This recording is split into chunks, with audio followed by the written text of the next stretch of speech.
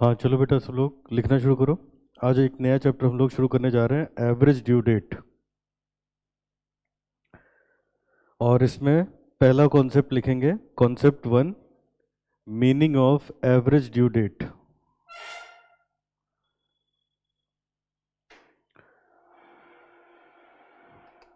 Meaning of average due date.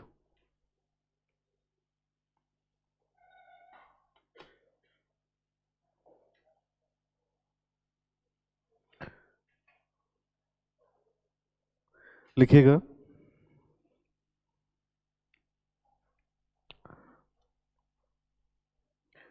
It is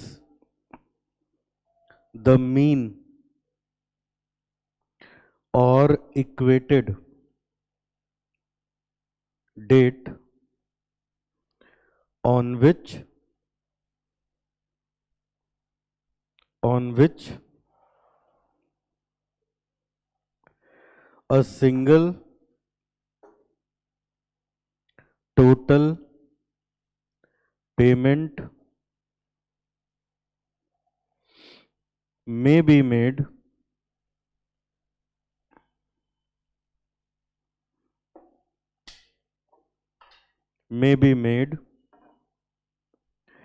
in lieu of different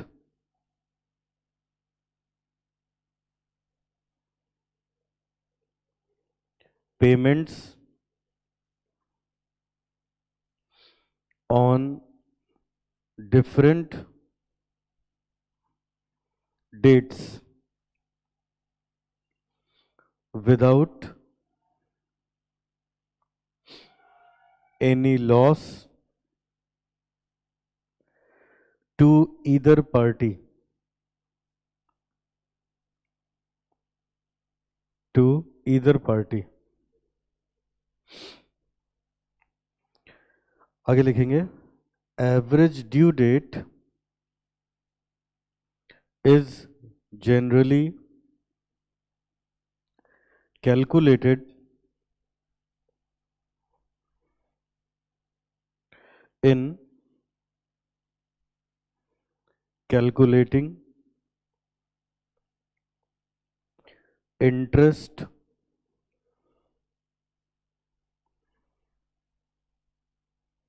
on drawing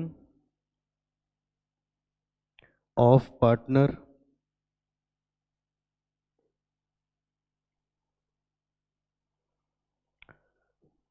for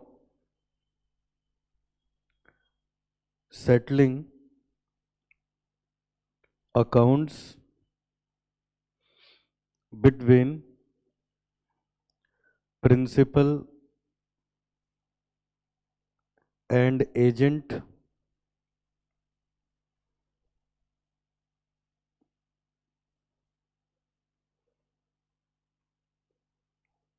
etc.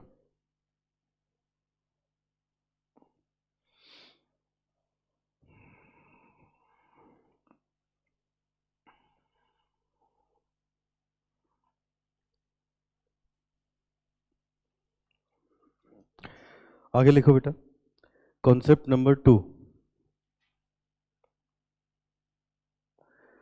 Concept number two, calculation of due date.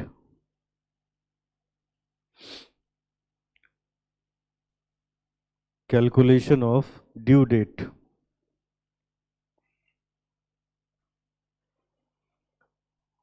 लिखिएगा बेटा,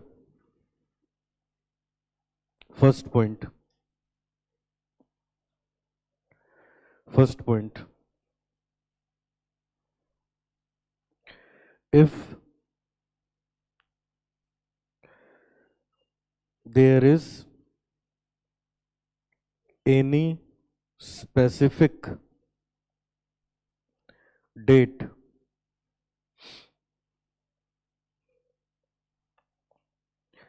in the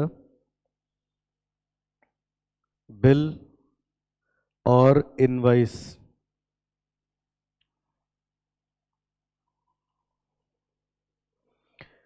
then due date will be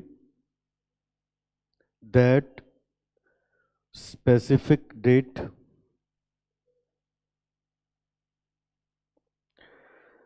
Second point,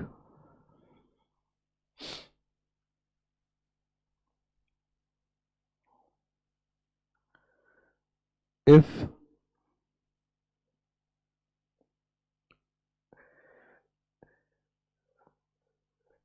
a bill or invoice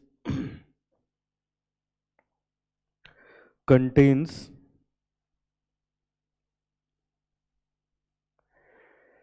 stated number of months, days after date, then due date will be on that date, which comes after adding stated number of months, days to the date of invoice plus 3 days of grace.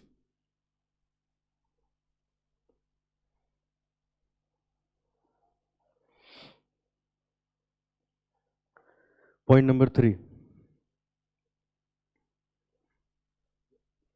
Point number three.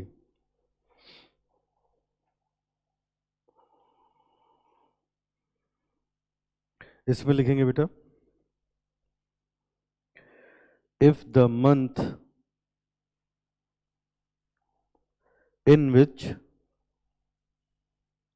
the period would terminate has no corresponding day,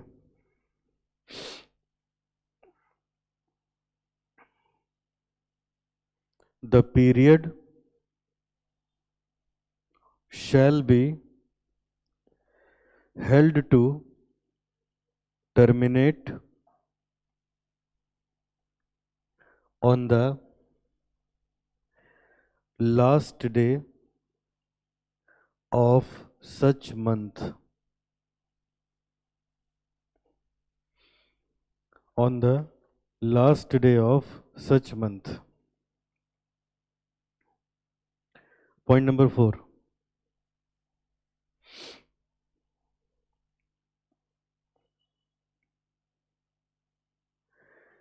If maturity day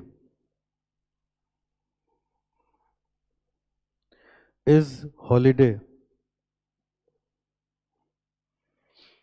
bracket में लिखना, after including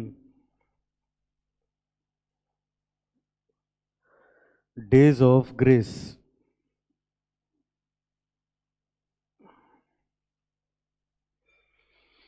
तो यहां पे एक diagram बनाएंगे।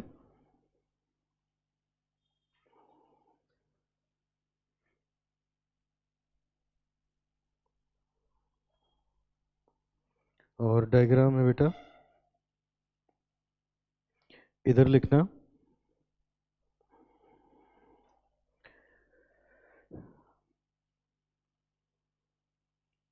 Public holiday अगर है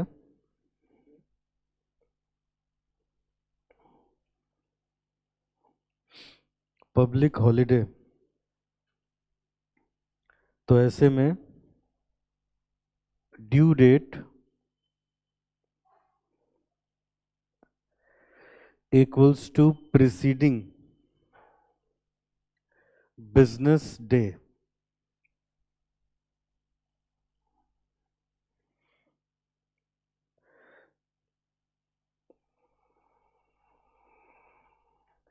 If preceding day is also a public holiday.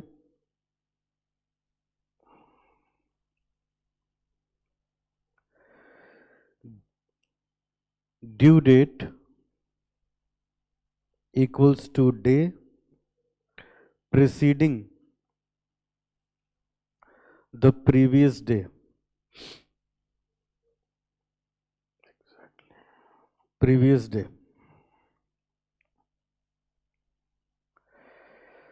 और इधर लिखेंगे emergency और unforeseen holiday. तो ऐसे में ड्यू डेट होगी नेक्स्ट फॉलोइंग डे.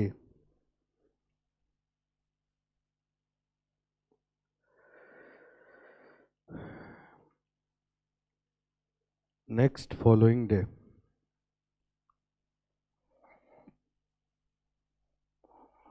आगे लिखेंगे concept number 3, calculation of average due date where one party is involved and due date is given in question. Due date is given in question. लिखिएगा following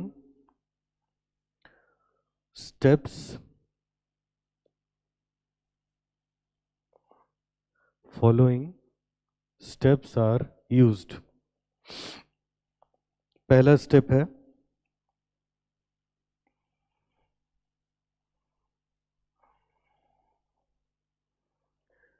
take starting date as base date. Step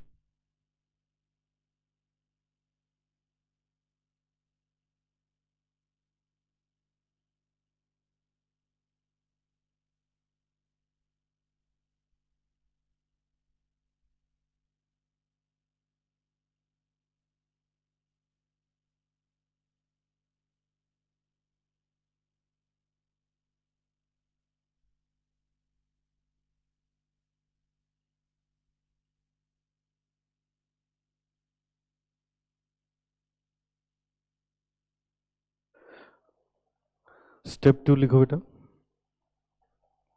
consider number of days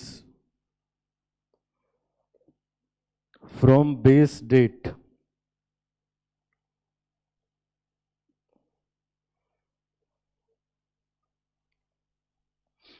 up to each due date. Step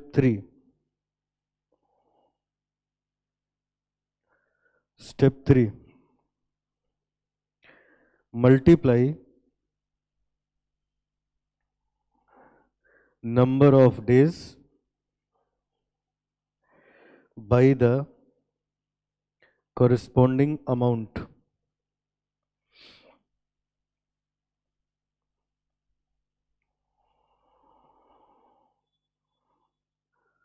Step 4. Apply formula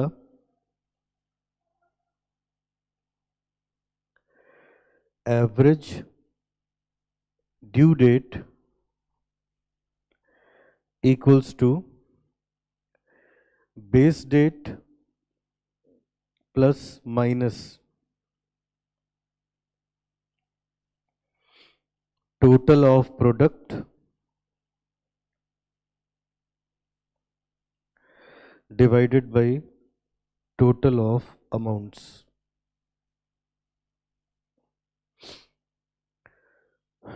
यहां तक complete करके बताओ बेटा।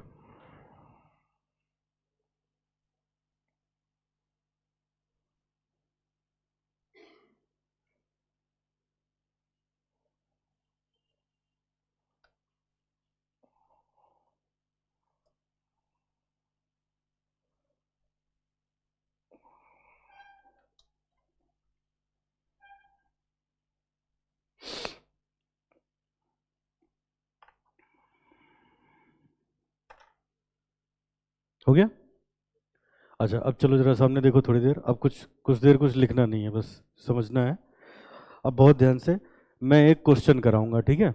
उसी question के through ये सब समझाऊंगा, तो पहले वो क्वेश्चन हो जाने देना, फिर इत्मीनान से नोट करना। अब जरा इधर देखो बेटा, ये चैप्टर क्या है देखो। हमारा चैप्टर है एवरेज ड्यू डेट। अभी जब पूरा चैप्टर पढ़ के देखोगे बेटा, तो बाकी जितने भी चैप्टर हैं सबके कंपैरिजन में बहुत ज़्यादा इजी है, एग्जाम में आता भी है। एग्जाम में आता भी है ये। और ये देखो कॉन्टिन्यूसली ये एग्जाम में, मैंने तो बहुत पुराने क्वेश्चन हो गए।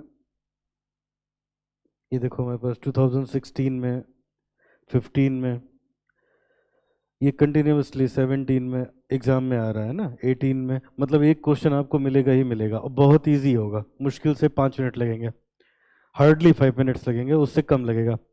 लेकिन पूरा चैप्टर अच्छे से समझना होगा। अब देखो चैप्टर की थीम क्या है और क्या है इस चैप्टर में। पहले बेटा बहुत, जब सीपीटी हुआ करता था तो ये चैप्टर तब सीए इंटर में होता था। जब सीपीटी नहीं था तो फाउंडेशन में होता था। अब फिर इसको फाउंडेशन में लेके आ गए हैं, लेकिन सिलेबस का पार्ट है ये, किसी न किसी स्टेज पे आपको पढ़ाया जा रहा है। तो अब मैं समझाने जा रहा हूँ, सुनो है क्या ये। शुरू करूँ? ठीक है, सब लोग एकदम ध्यान से सुनना। अब मेरी तरफ देखो और बिल्कुल लिखना बंद। ये बताओ, अभी पार्टनरशिप अकाउंट तो पढ़ा नहीं है आप लोगों ने, अभी मान लो आगे चल के पढ़ोगे। जिन जिन बच्चों ने 12th में पढ़ रखा है, उसमें होता नहीं था बेटा इंटरेस्ट ऑन ड्राइंग, जब हम लोग कैलकुलेट करते थे, अगर एक पर्टिकुलर डेट पे नहीं होता था तो फिर बड़ी दिक्कत हो जाती थी, सारे अमाउंट का अलग अलग कैलकुलेट करना पड़ता था, है ना? बहुत लंबा चौड़ा कैलकुलेशन हो जाता था। उसी कैलकुलेशन को इजी करता है हमारा ये चैप्टर, जिसका नाम है एवरेज ड्यू डेट। मतलब समझ लो, जो आपने वहां पढ़ा था उसी का एक हिस्सा यहाँ पढ़ोगे। यहाँ खाली वो डेट तक का पढ़ोगे, और किसी किसी क्वेश्चन में इंटरेस्ट भी कैलकुलेट करना होगा। अब मैं समझाता हूँ, देखो है क्या चैप्टर की थीम क्या है। इधर देखो सब लोग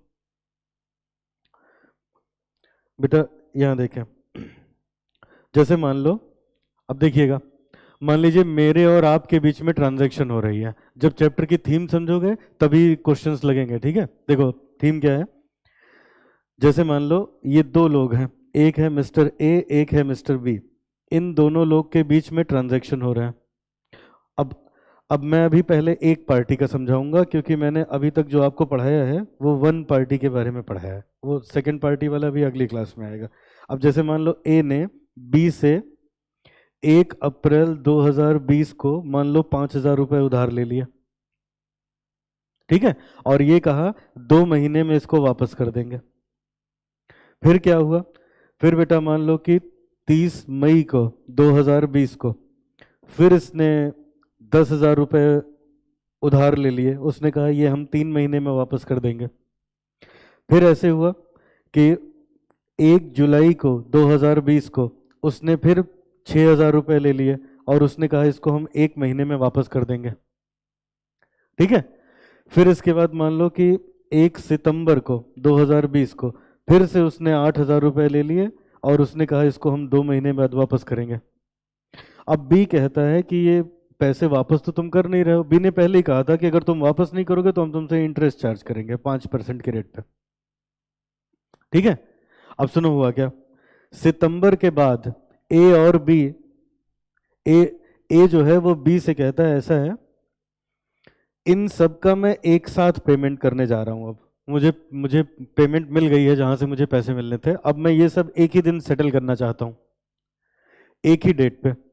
तो अब एक समस्या है बेटा, देखो ये तो 2 महीने के लिए उधार लिया गया था, तो इसकी ड्यू डेट कुछ और होगी। ये 3 महीने के लिए था, इसकी ड्यू डेट कुछ और होगी, इसकी कुछ और होगी, इसकी कुछ और होगी। समझ गए ना। और एक बात सुनो, जैसे ये 2 महीने के लिए था, तो अगर 2 महीने में पेमेंट नहीं हुआ होगा तो 5% का इंटरेस्ट चार्ज करेगा कौन? बी चार्ज करेगा ए से। बात समझ आ रही है? ऐसे ही अगर इसकी पेमेंट 3 महीने में नहीं हुई तो जितने दिन आगे बढ़ेगा 5% का इंटरेस्ट ए को पे करना पड़ेगा।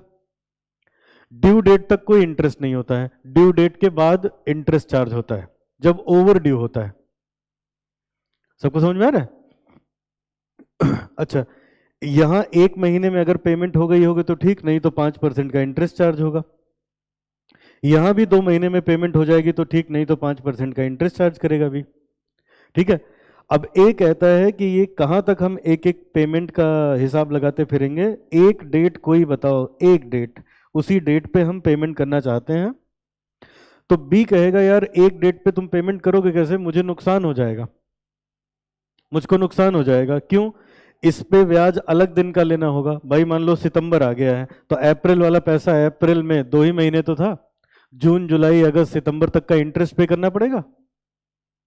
बताओ सब लोग, ऐसे ऊपर ऊपर बता रहा हूं, अभी बहुत डीप में नहीं चल रहे हम लोग। 4 महीने का यहाँ इंटरेस्ट पे करना पड़ता है इनको। ये ये 3 महीने के लिए था, मई से, तो मई तो निकली गई, जून जुलाई अगस्त, सितंबर में आ रहे हो तो 1 महीने का इंटरेस्ट चार्ज होना चाहिए। तो बी कहेगा तुम एक डेट पे कैसे पेमेंट करोगे, एक डेट पे पेमेंट करोगे तो मुझे ये इंटरेस्ट का नुकसान हो जाएगा। पहले बताओ इतनी बात समझ में आ रही है? ठीक है। तो अब बेटा हुआ क्या, ए कहता है ये बताओ अगर मैं कोई एक डेट ऐसी डिसाइड कर दूं जिससे तुम्हें इंटरेस्ट का नुकसान भी नहीं होगा और मैं एक ही दिन पेमेंट कर दूंगा, तब बताओ अग्री हो? तो बी कहता है इससे अच्छी बात और क्या होगी, मैं भी कैलकुलेशन से बच जाऊंगा, मुझे भी तो रिकॉर्डिंग करेगी करनी होगी जितनी बार पेमेंट करोगे। तो वो एक डेट ऐसी निकालना जिसमें न किसी भी पार्टी को कोई नुकसान ना हो और फाइनल पेमेंट भी हो जाए, इसी को बेटा बोलते हैं एवरेज ड्यू डेट। बात समझ में आई? फिर से मैं रिपीट कर रहा हूं क्या, मैंने आपसे अलग अलग डेट पे उधार ले रखे हैं पैसे, मैं उनको लौटाना, अच्छा मैंने ये भी कह रखा है कि अगर अगर ड्यू डेट तक नहीं लौटाऊंगा तो मैं इंटरेस्ट भी पे करूंगा। अब मेरे पास कहीं से इकट्ठा ढेर सारे पैसे आ गए तो मैं सारे पैसे एक साथ सेटल करना चाहता हूं। अब एक डेट कोई ऐसी ढूंढी जाए जिसमें ना आपका नुकसान हो ना मेरा नुकसान हो, ना आपका फायदा हो ना मेरा फायदा हो। समझ गए ना? तो उसी एक डेट की कैलकुलेशन को ढूंढने के तरीके को हम लोग बोलते हैं एवरेज ड्यू डेट। बताओ कॉन्सेप्ट क्या है, ये समझ में है? पक्का? अच्छा अब सुनो, मैंने सिर्फ और सिर्फ बेटा ये इतना आपको बताया, ये इतना बताया। अब मैं इसको जरा प्रूव करके दिखाऊंगा एक क्वेश्चन से। समझ गए? फिर इसके किसी को फायदा घाटा नहीं होता, ये प्रूव करके दिखाऊंगा, फिर बाकी की चीजें पढ़ता जाऊंगा और फिर आगे हम लोग सवाल लगाएंगे। ठीक है? वो जो मैं प्रूव करूंगा वो आपके एग्जाम का पार्ट नहीं है, एग्जाम में खाली डेट निकालने को आती है, प्रूव करने को नहीं आता। प्रूव इसलिए करेंगे कि उससे एकदम कॉन्सेप्ट क्लियर हो जाएगा। शुरू करें? अच्छा अब ये देख लेना, पहले मैं लिखने का पूरा टाइम दूंगा, एक क्वेश्चन मुझे लगाने दो। मैं बेटा पहला क्वेश्चन करने जा रहा हूं। अच्छा ऐसा भी होगा, इधर देखो, ऐसा भी होगा, दो दो लोग आपस में ट्रांजैक्शन करते हो, जैसे मुझे जब जरूरत पड़ती है पैसे की मैं आपसे उधार ले लेता हूं, आपको जब जरूरत पड़ती है आप मेरे से ले लेते हो, लेकिन वो भी आएगा नेक्स्ट क्लास में। आज हम लोग केवल वही करेंगे कि जब वन पार्टी केवल पैसे उधार ले रही है, एक को ही पेमेंट करना है तो कैसे, जब वो सीख जाओगे तो बोथ वाला आराम से आ जाएगा। ठीक है? अच्छा अब ये देखो, मैं जरा क्वेश्चन 1 आपके साथ पढ़ना चाह रहा हूं। देखो जरा, मैंने अभी कुछ नहीं समझाया आपको क्योंकि कोई बहुत ऐसी कॉम्प्लिकेटेड पार्ट है ही नहीं। देखना जरा, कहता है the following are the amount on different dates between same parties. मतलब किसी एक आदमी ने दूसरे से 3 जुलाई को उधार लिया, 2 अगस्त को उधार लिया, 11 सितंबर को उधार लिया। अब कहता है suggest a date on which bills may be paid. एक डेट बताओ जिसपे बिल सारे के सारे बिल पे हो जाएं without any loss of interest either party, किसी पार्टी को कोई नुकसान ना हो। तो वो डेट क्या होती है? वही तो एवरेज ड्यू डेट होती है। समझ आया? अब देखो निकालेंगे कैसे, मैं यहां कैलकुलेट करने जा रहा हूं,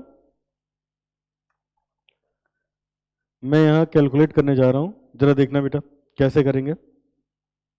देखिए, तो ऐसे इसको सॉल्व करने के लिए, जैसे ये मैंने इसका सॉल्यूशन शुरू किया, सबसे पहले हम यहां लिखेंगे, बेटा ड्यू डेट। ड्यू डेट, ये देखो अपना क्वेश्चन जरा देखो, क्वेश्चन में अमाउंट दिया है और ड्यू डेट दी है, डेट नहीं दी है। सब बच्चे सामने देखो। अच्छा ये देखो, मैंने अभी क्या बताया था, यहां आप पैसे बोरो करोगे तो ये होगी ड्यू डेट। ड्यू डेट तक नो इंटरेस्ट, यहां तक कोई इंटरेस्ट नहीं लगता, ड्यू डेट तक नो इंटरेस्ट।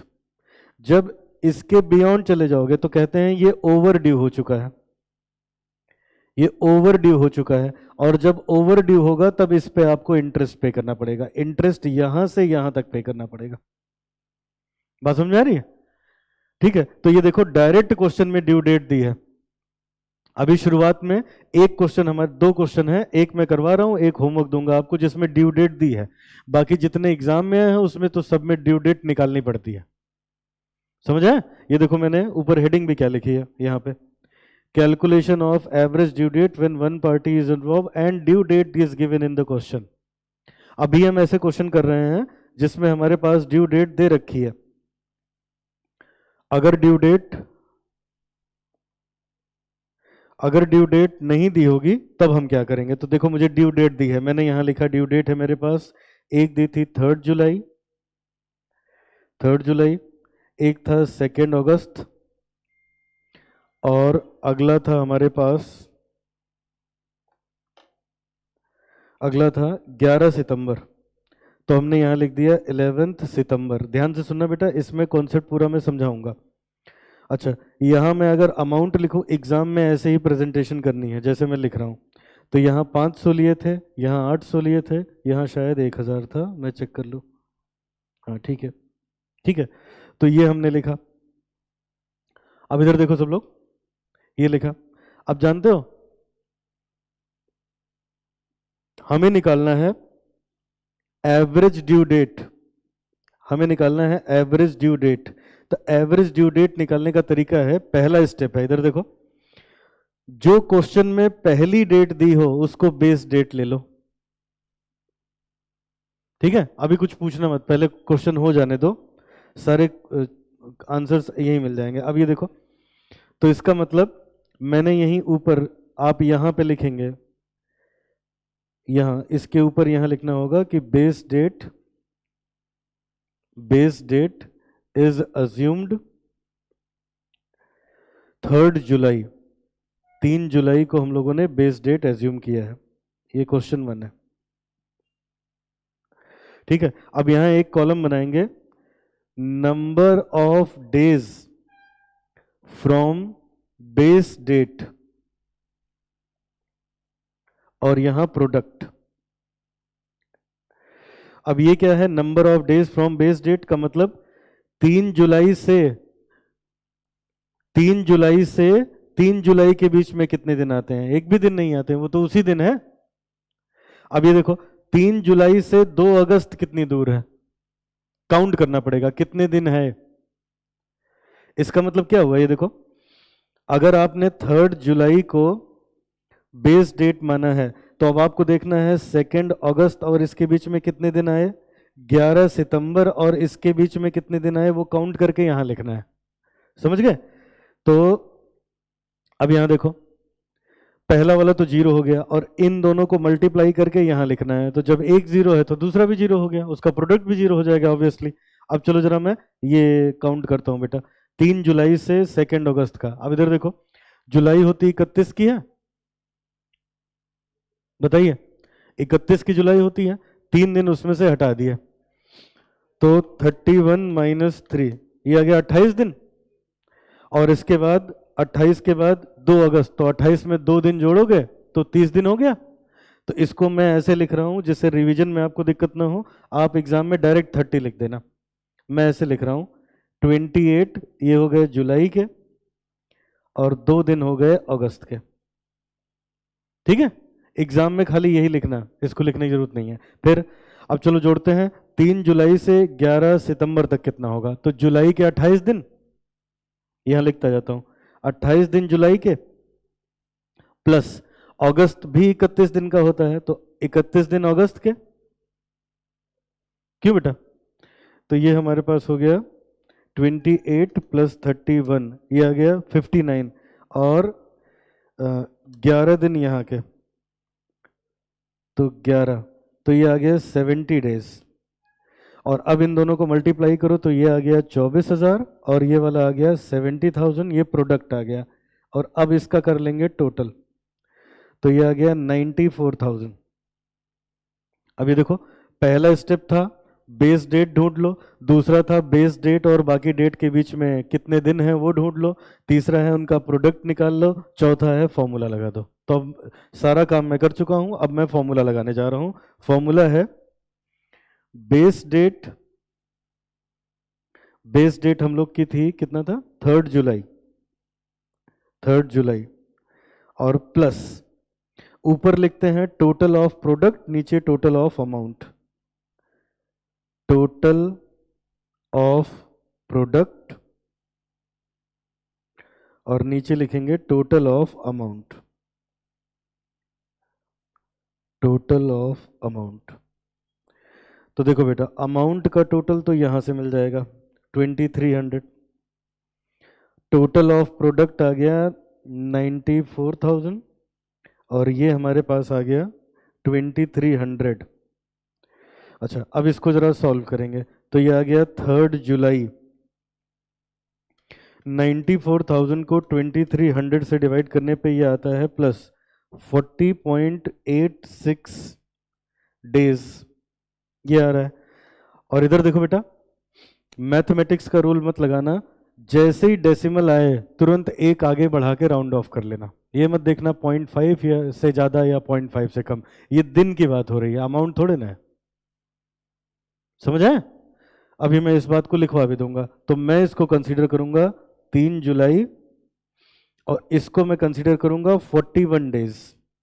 3 जुलाई में अगर हम 41 डे ऐड करें तो 28 दिन तो जुलाई के हो जाएंगे, तो 41 में से 28 हटा दिया, 13 दिन बचे उधर के, तो 13 अगस्त निकल के आ जाएगा, 13 अगस्त। अब ये तो बेटा आप कैलकुलेशन सीख गए कि जो एवरेज ड्यू डेट निकल के आई वो कौन सी निकल के आई, 13 अगस्त निकल के आई। पहले बताओ कैलकुलेशन समझ में है बेटा?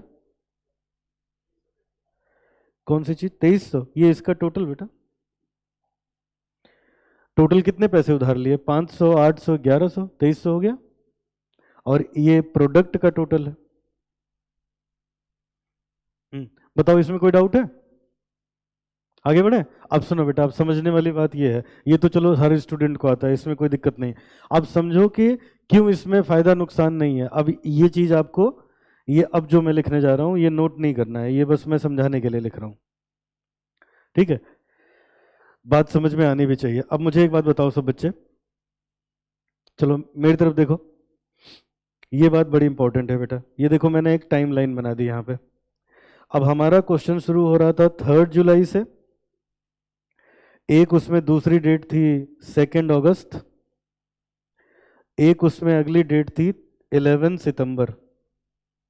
यहाँ 500 रुपए उसने लिए थे, यहाँ 800 लिए थे, और यहाँ 1000 लिए थे। अब मेरे साथ साथ सब बच्चे सोचो, अब सामने देखो, कुछ भी लिखो नहीं बेटा, सोचो मेरे साथ साथ। ये बताओ मुझको, ये बताओ ड्यू डेट क्या निकल के आ गई, 13 अगस्त, यही निकल के आ गई ना। तो इसका मतलब ये हुआ कि अगर 13 अगस्त को पेमेंट हो जाएगी तो न तो जिसने उधार लिया है उसका कोई नुकसान होगा, न जिसने उधार दिया है उसका कोई नुकसान होगा। इसका मतलब तो यही हुआ ना। लेकिन आइए इस बात को जरा प्रूव करके देखते हैं, इसको प्रूव करके देखते हैं, ठीक है? कैसे प्रूव करते हैं अब मैं ये समझाता हूं।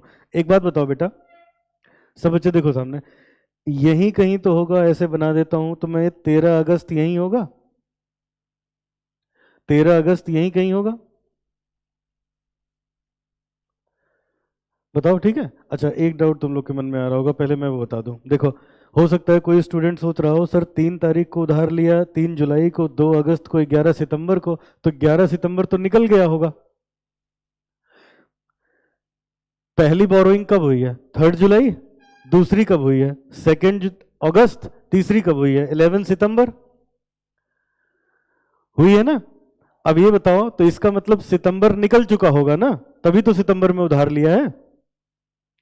सितंबर के बाद जब ड्यू डेट निकाली, एवरेज ड्यू डेट, तो एवरेज ड्यू डेट आई 13 अगस्त। तो इसका क्या मतलब हुआ? इसका मतलब ये हुआ, सही मायने में जिसने उधार लिया था उसको 13 अगस्त को सारी पेमेंट अगर वो कर देता, तब तो किसी पार्टी को कोई नुकसान ना होता।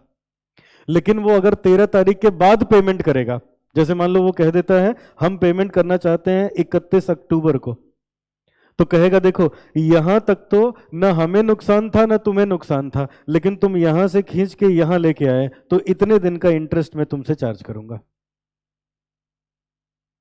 मेरी बात समझ में आ रही है? क्या हुआ बेटा, फिर से सुनो।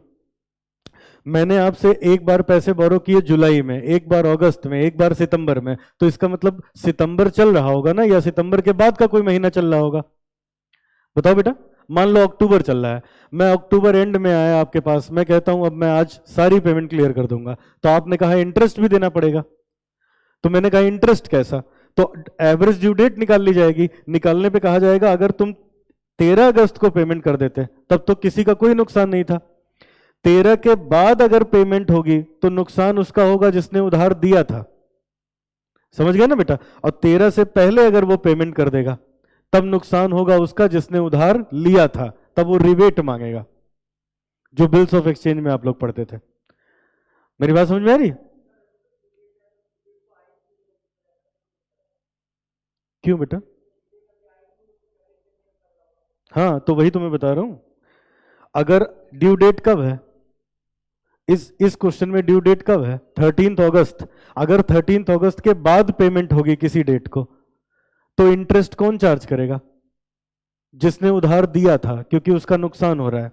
और अगर 13 अगस्त के पहले पेमेंट होगी, मान लो पेमेंट ऐसे तो नहीं होगी, क्वेश्चन में हो जाएगी कि उस पर्टिकुलर बैक डेट में जाके सेटल करवा दिया, तो फिर नुकसान किसका होगा? जिसने उधार लिया था तो वो रिबेट मांगेगा। बिल्स ऑफ एक्सचेंज में क्या पड़ा था? 1 अप्रैल को बिल की पेमेंट है, वो आ गया 25 मार्च को पेमेंट करने के लिए, तो 25 मार्च को हम पैसे तो ले लेते थे, लेकिन कुछ रिबेट भी तो छोड़ना पड़ता था। ठीक वही बात हो जाएगी। अब सारी बात एक क्वेश्चन में नहीं समझ में आएगी। अब देखो तमाम केसेस हैं। अब मेरी बात सुनो, एक काम ये कर लेते हैं इस क्वेश्चन में, 13 अगस्त को जाके कैलकुलेट करके देखते हैं क्या किसी को नुकसान हो रहा है या नुकसान फायदा बराबर है। पहले तो ये बात प्रूव हो जाए। समझ गए ना? फिर ऐसे क्वेश्चंस आते रहेंगे आपके पास। ये देखो मेरे पास बहुत सारे क्वेश्चन है, ये देखना मेरे पास क्वेश्चंस हैं जिसमें ये देखो, अब जैसे ये एक क्वेश्चन है 15वां, इसमें ये लिखा है कैलकुलेट इंटरेस्ट पेबल ऑन 30 जून। अब इसकी एवरेज ड्यू डेट जो भी आ जाए, एवरेज ड्यू डेट जो भी आ जाए, कस्टमर कह रहा है हम तो 30 जून को पेमेंट करेंगे, तो जब तुम 30 जून को करोगे तो अगर ड्यू डेट के बाद आता होगा तो तुमको ब्याज देना पड़ेगा। बोलो बेटा। और ड्यू डेट से पहले जाता होगा तो तुम रिबेट ले जाओ। पॉइंट समझ में है? लेकिन मेरे इस क्वेश्चन में मुझे कुछ नहीं दिया, क्योंकि ये तो पहला पहला क्वेश्चन है, तो इसमें ऐसी कोई नहीं बात। हमसे बस ये कह दिया गया है कि वो डेट निकाल लो जिसपे किसी को कोई लॉस ना हो, तो वो डेट निकल के आ चुकी है। कौन सी डेट है वो? 13 अगस्त। अब एक बार ये चेक कर लेते हैं कैसे किसी को कोई लॉस नहीं हो रहा है। बताओ, पहले इतनी बात बढ़िया समझ में आ गई? ठीक है। अब ये देखो कैसे किसी को लॉस नहीं हो रहा है। अब मैं ये बात समझाने जा रहा हूं, देखिए जरा, एक बात बताओ जरा, एक बात बताओ, अब इस क्वेश्चन में क्या कोई रेट ऑफ इंटरेस्ट दिया है? सब बच्चे बताओ। नहीं दिया है, तो अपने मन से मान लेते हैं कोई एक परसेंटेज, मान लो 5% का ले लिया अपने मन से, कोई एक रेट हम लोगों ने ले लिया 5% का। अब मुझे एक बात बताओ, अगर यहां पेमेंट होगा, अगर यहां पेमेंट होगा, सब लोग सामने स्क्रीन पे देखना बेटा, नहीं तो आएगा नहीं समझ में। अगर यहां पेमेंट होगा तो ये बताओ, इस पैसे की ड्यू डेट यहां थी, लेकिन जब यहां जाएगा तो इस 500 रुपए पे, 500 रुपए पे इतने दिन का इंटरेस्ट, इतने दिन का इंटरेस्ट जिसने उधार दिया है वो चार्ज करेगा कि नहीं करेगा? एक सेकंड के लिए मान लो 13 अगस्त को पेमेंट हो रही है, 13 अगस्त को अगर पेमेंट हो रही है तो इसकी तो ड्यू डेट ही 3 जुलाई थी। 3 जुलाई से खींच के ले जाके आप 13 अगस्त को पेमेंट कर रहे हो, तो उतने दिन का ब्याज देना पड़ेगा कि नहीं देना पड़ेगा? देना पड़ेगा। अच्छा फिर सुनो अगली बात, अगली बात सुनो बेटा, ये वाली जो पेमेंट थी ये भी 2 अगस्त को इसकी पेमेंट कर देनी चाहिए थी। अब इसको ले जाके अगर करोगे 13 अगस्त को, तो वो इंटरेस्ट चार्ज करेगा कि नहीं चार्ज करेगा? चार्ज करेगा ना।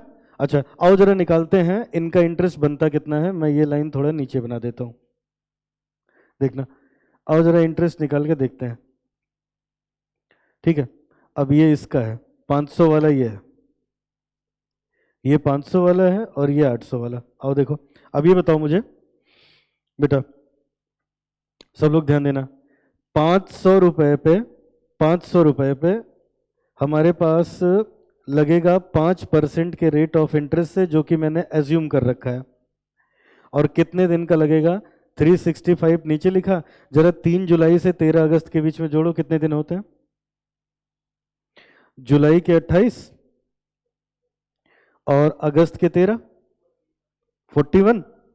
तो 41 दिन का इंटरेस्ट अगर मैं निकालूं, 500 का 5% इंटू 41 डिवाइडेड बाई 365, ये आता है 2 रुपए 80 पैसे, 2.80। ठीक है। फिर देखना, अगर इसका इंटरेस्ट निकालें तो 800 पे 5% के रेट से 2 तारीख को पेमेंट होनी चाहिए थी। 2 अगस्त को पेमेंट हो रही है 13 अगस्त को। तो इसका मतलब इस पे भी हम लोग इंटरेस्ट चार्ज करेंगे। कितने दिन का? 11 डेज का। 11 बाई 365, तो ये हमारे पास आ जाएगा 800 का 5% इंटू 11 बाई 365, ये आएगा 1.20। अब बेटा अगर मैं टोटल देखूं, टोटल तो 2.80 प्लस 1.20, मतलब ये आ गया 4 रुपए। टोटल 4 रुपए निकल के आ गया। बताओ यहां तक ठीक है? अच्छा, अब एक बार फिर से मैं रिपीट कर रहा हूं यहां तक। देखो बेटा, सब बच्चे सामने देखो। इस डेट पे हमने पैसे बोरो किए। बोरो करने पे एवरेज ड्यू डेट आई 13 अगस्त। अब हम ये देख रहे हैं कि 13 अगस्त पे न किसी को फायदा है न नुकसान है। मैं ये प्रूव करके दिखा रहा हूं। तो प्रूव करने के लिए मैंने ये कहा, सब लोग सोचना, जिसने बेटा उधार दिया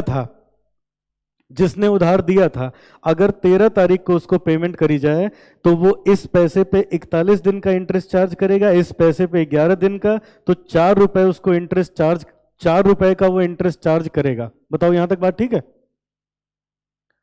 सब लोग बताओ, यहां तक समझ में आ रहा है? अब आगे सुनो, ये देखना सामने। ये बताओ, ये पैसे कब बोरो किए थे? ये पैसे कब बोरो किए थे? सितंबर में। और इसकी भी पेमेंट इसके हिसाब से कब हो जानी चाहिए? 13 अगस्त में हो जानी चाहिए ना। तो ये बताओ, जब कोई पेमेंट पहले होगी, तो इस पे वो रिबेट मांगेगा?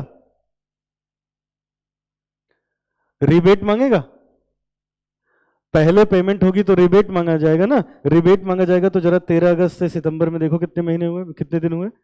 31 का होता है 31 माइनस 13, 18 दिन तो हो जाएंगे अगस्त के, और 11 दिन हो गए सितंबर के। तो ये आ गया 29।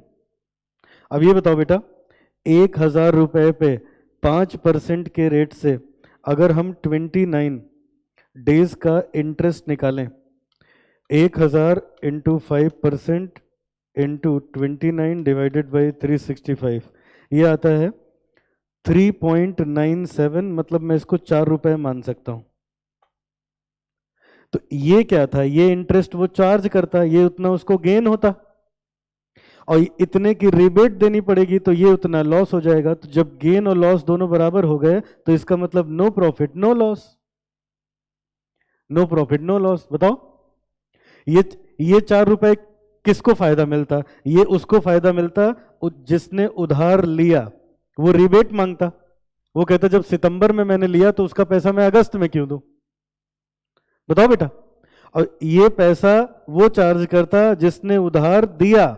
उधार इन्होंने दिया था, तो 4 रुपए तो दोनों का बराबर हो गया ना। इसका मतलब किसी भी पार्टी को इस पर्टिकुलर डेट पे ना तो फायदा है ना नुकसान है। पहले बताओ, ये बात समझ में आ गई? ठीक है। तो क्या आप ये कह सकते हैं एवरेज ड्यू डेट कुछ भी नहीं, बस एक एवरेज है, और वो एक ऐसा एवरेज है जिस पे किसी भी पार्टी को किसी भी तरह से कोई नुकसान नहीं होता है अगर उस डेट पे पेमेंट हो। ठीक है। अच्छा, मुझे एक बात का सब बच्चे जवाब दो, क्या ड्यू डेट तक इंटरेस्ट चार्ज होता है या ओवर ड्यू होने पे इंटरेस्ट चार्ज होता है? ओवर ड्यू होने पे इंटरेस्ट चार्ज होता है, समझ गए ना? तो ड्यू डेट तक कोई इंटरेस्ट चार्ज नहीं होता। अच्छा, तो अब यहाँ आओ, चलो ये क्वेश्चन कराना पॉइंट नहीं था, अब ये देखो, तो मैंने यहाँ बस इतना आपको लिखवाया कि एवरेज ड्यू डेट है क्या। अब ये प्रॉब्लम कई जगह आती है, ये उसको सॉल्व करता है, ये मैंने आपको समझा दिया था। अब ये देखो, ये रहा। अब कैसे निकालना है एवरेज ड्यू डेट? तो बेटा नंबर एक, पहले हम बेस डेट को, स्टार्टिंग डेट जो होगी उसको बेस डेट ले लेंगे, फिर हम डेज निकालेंगे, प्रोडक्ट निकालेंगे और फॉर्मूला लगा देंगे, हमारे पास एवरेज ड्यू डेट निकल के आ जाएगी। एक बात मैं और बता रहा हूं इससे पहले कि आप पूछो, कोई रूल नहीं है कि स्टार्टिंग डेट को ही बेस डेट मान लो। आप 3 जुलाई से 11 सितंबर के बीच में कोई भी डेट ले लो, जो इस सवाल में है चाहे नहीं है, आंसर यही आएगा। समझ गए ना? आंसर यही आएगा। लेकिन प्रॉब्लम क्या होगी, इधर देखो, मान लो थोड़ी देर के लिए मैंने ले लिया यहाँ पे 10 सितंबर बेस डेट, तो 10 सितंबर लेने पे यहां कुछ आंसर आता कि नहीं आता? बताओ, आता ना? यहां, यहां, तीनों जगह आता, तो मेरा काम बढ़ जाता। इससे करने पे एक जीरो हो जाता है, तो आधा काम हल्का हो जाता है। जब बेस डेट को ही, स्टार्टिंग डेट को ही बेस डेट मान लेंगे तो एक जीरो हो जाएगा। एक जीरो हो जाएगा तो कम से कम एक में तो काम नहीं करना पड़ेगा, इसलिए हम लोग चालाकी करते हैं, उसी को बेस डेट मानते हैं। अदरवाइज घर पे जाना, इसमें से कोई भी एक डेट लेके कैलकुलेशन करोगे, आंसर वही आएगा। ये लोगों को मैं करके दिखाई देता हूँ, देखो 1 मिनट लगेगा। बताओ कौन सी बेस डेट ले लूँ? 10 तारीख लेके कर लूँ? ये लो, मैं ऐसे लिख रहा हूँ, ये नोट मत करना, अमाउंट वही है। अब मान लो बेस डेट है 10 तारीख, तो जोड़ो जरा, 3 जुलाई से 10 सितंबर के बीच में कितने दिन हुए, फटाफट बताओ। 3 जुलाई से 10 सितंबर के बीच में, जुलाई के 28, अगस्त के 31, सितंबर के 10, यही ना? तो ये हो गया 28, 28 प्लस 31 प्लस 10, ये है 69 डेज।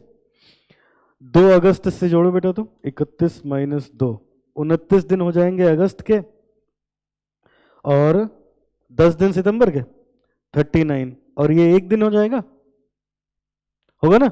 अब ये देखो, मैं प्रोडक्ट लिख रहा हूं, 500 इंटू 69, 500 इंटू 69, ये हो गया 34,500। 800 इंटू 39, 31,200, और ये आ जाएगा 1,000। अगर मैं इसका टोटल कर लूं, 34,500 प्लस 31,200 प्लस 1,000, 66,700, ये आ रहा है। अब देखो, मैं ये फॉर्मूला लगा रहा हूं, यहां लिखा 10 सितंबर, 10 सितंबर, यहां लिखा हमने 10 सितंबर और प्लस, अब ये देखो, इधर देखना बेटा, यहां दो चीज थी ना, प्लस भी था और माइनस भी था, प्लस भी था और माइनस भी था। तो देखो यहां क्या था, जुलाई के बाद अगस्त आता है और जुलाई के बाद सितंबर आता है, तो ये सब प्लस में थे, समझ रहे हो ना? और यहां बेस डेट हमने क्या लिया है, 10 सितंबर, तो सितंबर से पहले जुलाई आता है ना, तो ये जो है ये माइनस में लिखा जाएगा, ये वाला इससे पहले ही आता है, ये माइनस में लिखा जाएगा, इससे पहले ही आता है, तो ये कैसे लिखा जाएगा, माइनस में। प्लस माइनस का लॉजिक समझ में है? पहले बेस डेट क्या ली थी, जुलाई, जुलाई के बाद आता है अगस्त, अगस्त के बाद आता है सितंबर, तो ये डेट्स किस में आ रही थी, प्लस में, हम आगे बढ़ रहे थे, अब हम पीछे जा रहे हैं, तो ये डेट्स किस में आएंगी, माइनस में। तो ये जो अमाउंट है ये सारा का सारा किस में आएगा, माइनस में, तो ये भी किस में होगा, माइनस में। तो 10 से अब ये देखो, जहां 1000, अच्छा 1000 प्लस में होगा, ओके, तो ये एडजस्ट होके कितना हो जाएगा, 56, 34,500 प्लस 31,200 और माइनस 1,000, ये आ जाएगा 64,700। इन्होंने कहा ये प्लस में होगा, बिल्कुल सही बात है, हम लोग गलत कर रहे थे। अब ये देखो, जहां बेस डेट लिखनी चाहिए वहां 10 सितंबर लिख दिया, और यहाँ पे माइनस लगाया क्योंकि ये माइनस में है, 64,700 डिवाइडेड बाई, अमाउंट तो वही रहेगा 2,300, अगर हम डिवाइड करें, डिवाइडेड बाई 2,300, तो ये आता है 10 सितंबर माइनस 28.13 डे, तो ये हो जाएगा 29 डेज। जरा 10 सितंबर में से 29 दिन घटाओ, वही आ जाएगा 13 अगस्त। 10 सितंबर में से 29 दिन घटाओ, 13 अगस्त आ जाए। अरे 13 अगस्त में 29 दिन जोड़ दो तब भी तो यही आ जाएगा। बताओ बेटा, 13 अगस्त में अगर हम अगस्त के कितने दिन बच गए अपने पास, 31 माइनस 13, 18 दिन अगस्त के बच गए, तो ये अगस्त कंप्लीट हुआ। और हमने 29 में से 18 हटा दिया तो 11 बचा। तो ये हमारे पास आ गया प्लस 11, तो कितना आ गया, वही डेट आ जाएगी। तो मतलब कहने का ये है कि आप कोई भी डेट लें आंसर वही आएगा, लेकिन हम लोग क्या करेंगे, हमेशा बेस डेट लेके तब काम करेंगे, इतना एक्सपेरिमेंट करने का टाइम नहीं एग्जाम में। तो इसको हम कहते हैं एवरेज ड्यू डेट। अब ये इंटरेस्ट ऑन ड्राइंग में, या ऐसे दो लोग जो फ्रीक्वेंटली आपस में ट्रांजैक्शन करते हैं, उनके लिए बेटा ये, उनके लिए ये हेल्पफुल होता है। अच्छा, अब बताओ सबको ये कैलकुलेट करना आ गया। एवरेज ड्यू डेट कैसे निकालोगे? पहला काम क्या करोगे बताओ, स्टेप 1, बेस डेट लोगे। कौन सी बेस डेट होगी? जो फर्स्ट डेट दी होगी वो क्या हो जाएगी, फर्स्ट ड्यू डेट, वही क्या हो जाएगी, बेस डेट। अच्छा, उसके बाद क्या निकालोगे, बेस डेट से जो गिवन डेट है उसके बीच में कितने का गैप है, फिर अमाउंट को मल्टीप्लाई करके प्रोडक्ट निकाल लोगे, और फिर ये फॉर्मूला लगा देंगे, आंसर आ जाएगा। और फिर ये फॉर्मूला लगा देंगे, आंसर आ जाएगा। इस तरीके से हमें काम करना है। अच्छा, अब मुझे एक बात बताओ, जैसा अभी क्वेश्चन हमने किया है, क्या आप ऐसा क्वेश्चन में एक होमवर्क दे दूं, लग जाएगा? तो बेटा आपके लिए होमवर्क है क्वेश्चन नंबर 32, आज का पहला होमवर्क 32, मैं यहां लिख दे रहा हूं।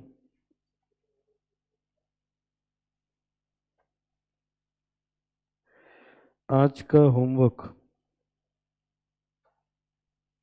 क्वेश्चन नंबर 32, ये देखो मैं दिखा देता हूं।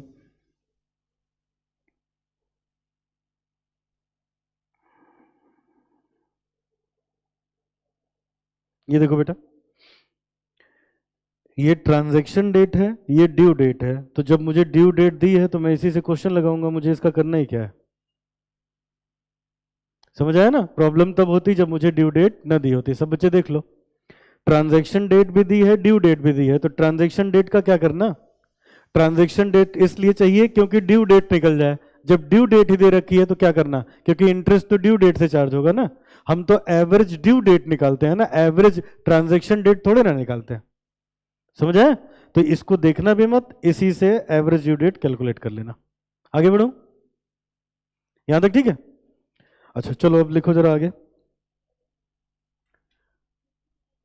कॉन्सेप्ट नंबर 4, सब लोग लिखो। Concept number 4, calculation of average due date when one party is involved and due date are missing।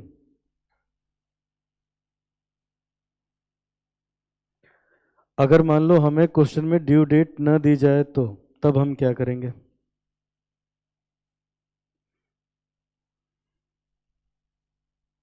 लिखिएगा, in these type of questions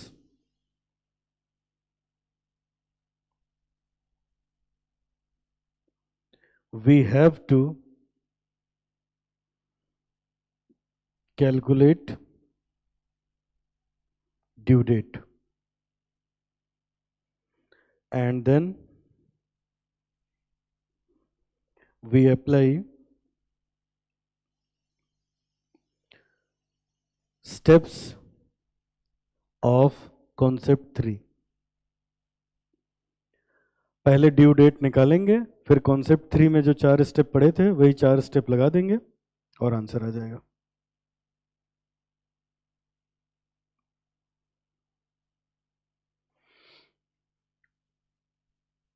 ठीक है, शुरू किया जाए। अब ये देखो बेटा, एक चीज आपको लिखवाई थी मैंने कॉन्सेप्ट 2 में, इसको भी समझाया भी नहीं है। अब ये ड्यू डेट से बिलोंग करता है, तो अभी जब क्वेश्चन लगाना शुरू करेंगे तो ये पॉइंट आने लगेंगे, तब मैं एक एक यहीं से रीड कराऊंगा।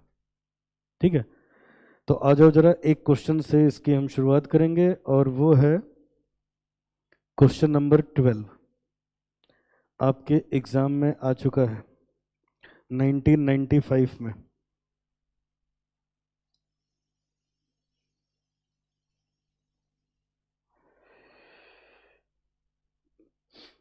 ये 1995 में 15 नंबर के लिए आया था बेटा।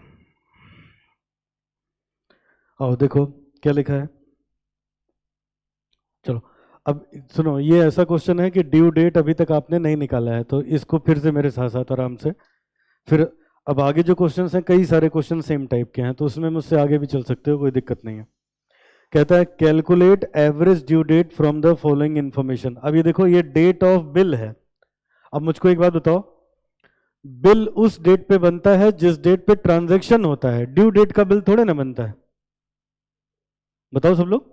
तो इसका मतलब ये जो डेट दी है मुझे, ये ट्रांजैक्शन डेट दी है, ना कि बिल डेट दी है, ड्यू डेट दी है। और बिना ड्यू डेट के मेरा क्वेश्चन लगेगा नहीं।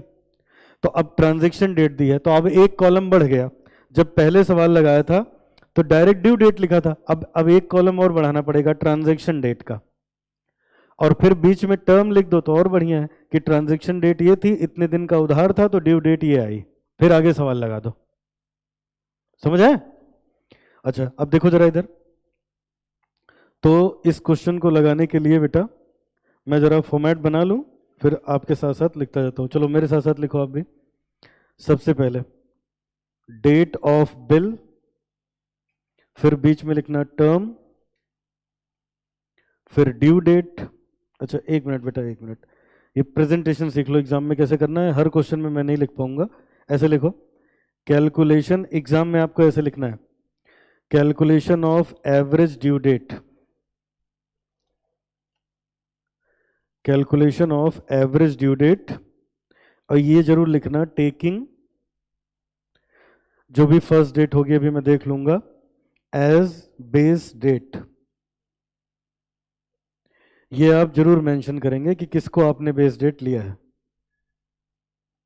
फिर date of bill, term, due date, number of days from base date, product. अब जैसे ही ये कंप्लीट हुआ तुरंत हमारा आंसर आया। अब चलो मैं क्वेश्चन पढ़ता जाऊंगा, लिखता जाऊंगा। 10 अगस्त 1994 पहली डेट है। 10 अगस्त 1994। टर्म था, 3 महीने के लिए उधार दिया गया था, 3 मंथ, और 6,000 रुपए के लिए था।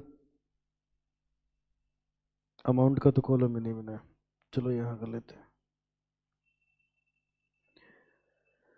6,000 रुपए के लिए था। दूसरी डेट है हमारे पास 23 अक्टूबर 1994।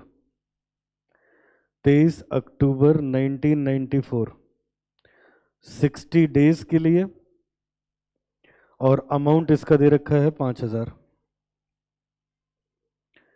4 दिसंबर 1994, उधार दिया था 2 महीने का, 4,000, 2 महीने के लिए 4,000। अगला है 14 जनवरी 1995, 60 दिन के लिए 2,000।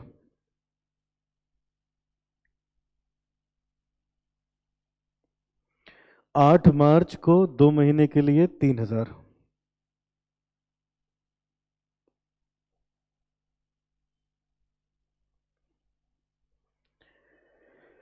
अच्छा अभी तो खाली क्वेश्चन हो पाया है, अब चलो आंसर शुरू कर रहे हैं। अब बताओ, पहले आप बच्चे बताओ, बेस डेट किसको ले लूं, बताओ। 10th of August first date, तो मैंने यहां लिख दिया 10th अगस्त।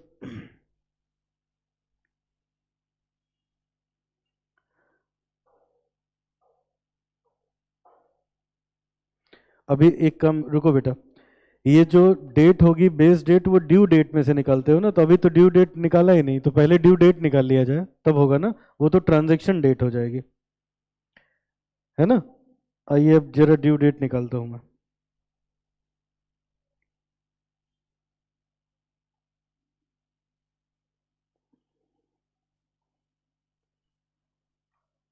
पहली ड्यू डेट जो होगी उसी को ले लेंगे,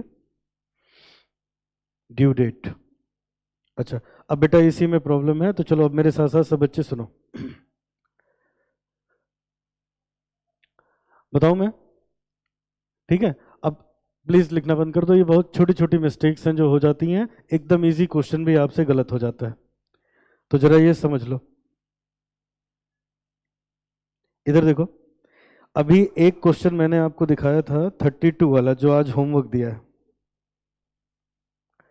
32 वाला। बेटा ये बहुत छोटे छोटे पॉइंट्स हैं, प्लीज ध्यान देना, इसी पे सारे स्टूडेंट गड़बड़ करते हैं।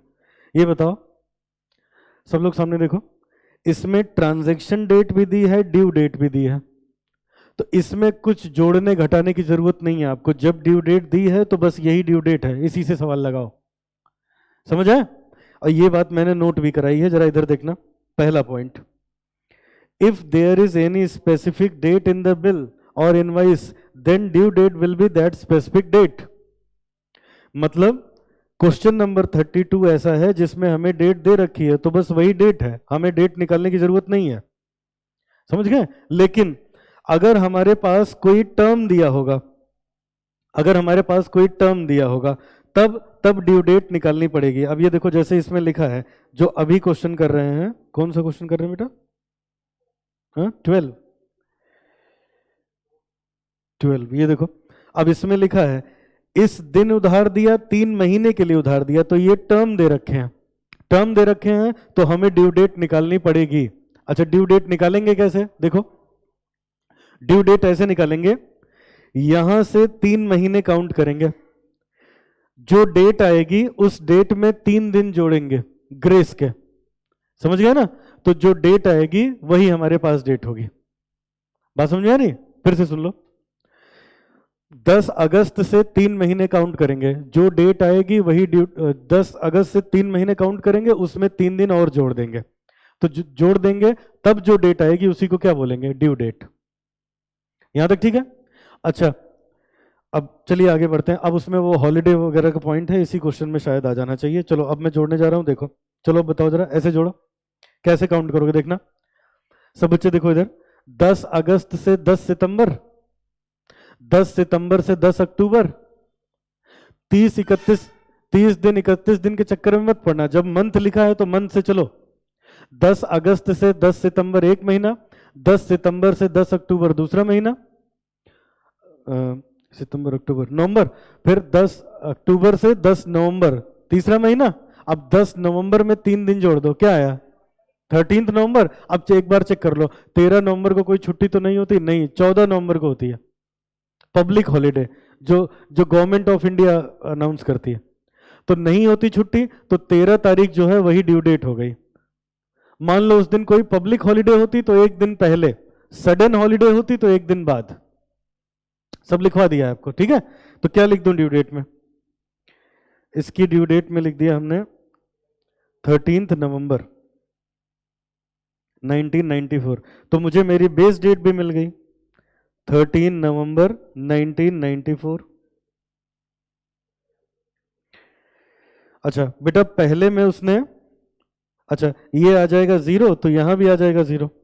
अब सुनो, जो पहला टर्म था वो मंथ में दिया था, तो मंथ में काउंट कर लिया, अब डेज में दूसरा दिया है, तो अब डेज से काउंट करना पड़ेगा। अब बेटा ये देखना होगा, देखो इधर, 10 अगस्त और 23 अक्टूबर के बीच में कितने दिन का गैप है, ये देखना पड़ेगा, ठीक है। तो मैं यहां लिख रहा हूं, देखो दूसरा वाला, ये बताओ 10 अगस्त है, तो इसका मतलब कितने दिन हुए अगस्त के, 21, 31 दिन का होता है ना, तो 21 दिन हो जाएंगे अगस्त के, अगस्त के बाद सितंबर के 30 और 23 इसके, 23 हो गए अक्टूबर के। तो अगर ऐड कर लें तो 21 प्लस 30 प्लस 23 74। नहीं ये कर क्या रहा, एक मिनट बेटा एक मिनट, वो थोड़े ना निकालना है ना, पहले तो ड्यू डेट निकालनी पड़ेगी ना, तब डिफरेंस निकालना पड़ेगा। तो पहले 60 दिन जोड़ो, इसमें छोड़ो, गलत कैलकुलेट। अब जरा 23 अक्टूबर से 60 दिन आगे बढ़ो, तो अक्टूबर होता है 31 दिन का, 31 में से 23 हटा दिया तो अक्टूबर के 8 दिन हो गए। फिर नवंबर में होते हैं 30 दिन, और दिसंबर में अपने पास होते हैं 31, लेकिन 31 तक जाना ही नहीं पड़ेगा, 38 इधर ही हो गया था, 60 माइनस 38 22, तो 22 दिसंबर ये हुआ, और 3 दिन और जोड़ोगे तो 25 दिसंबर, और हाँ 25 दिसंबर को हम लोग के पास क्रिसमस होता है। तो जब भी पब्लिक हॉलिडे आएगी तो एक दिन पहले, सडन हॉलिडे आएगी तो एक दिन बाद, ठीक है। तो ये क्या लिख रहे हैं यहाँ पे 24,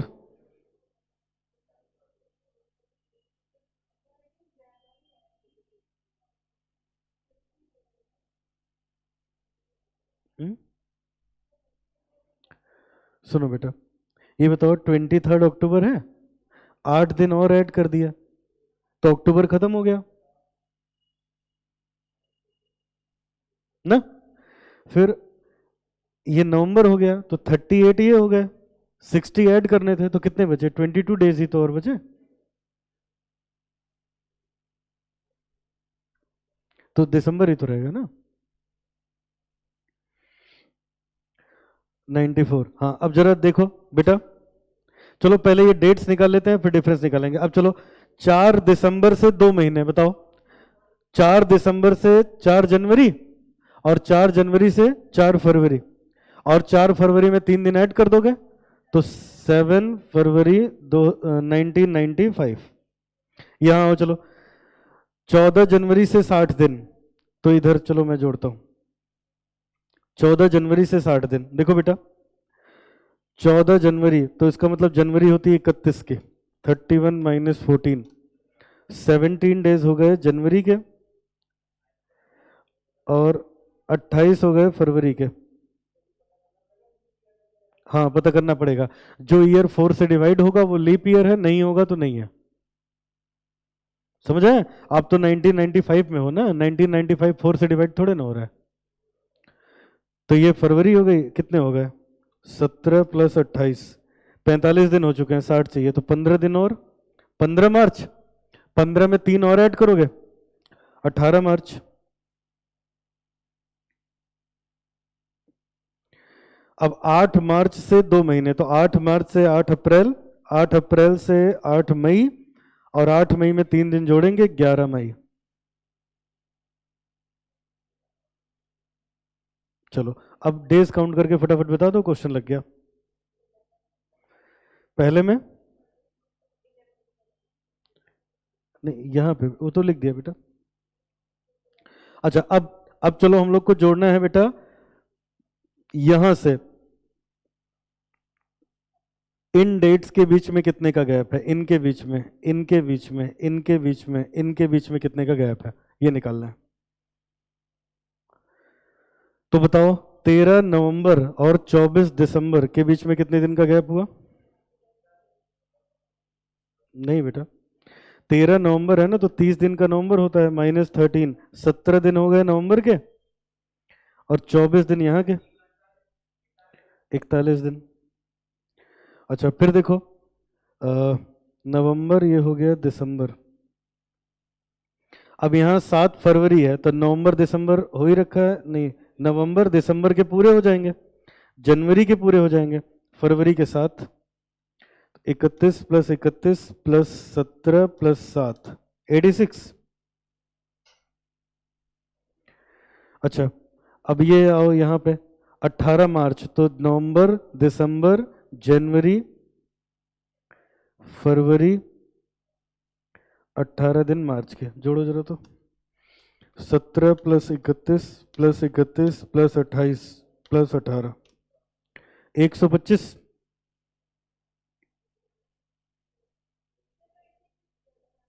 कौन सा बेटा? थर्ड वाले में, थर्ड वाला कहाँ तक था? 7 फरवरी तक का। अरे बेटा 7 इधर का होगा, ये इसको ऐड कर लो।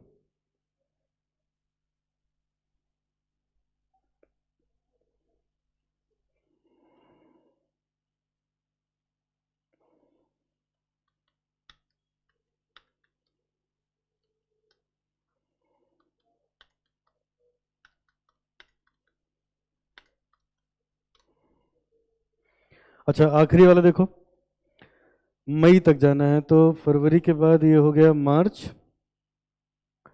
फिर अप्रैल, मई में 11,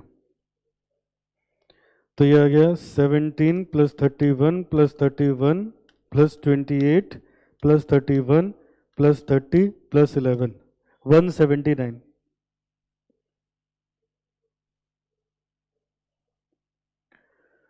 179।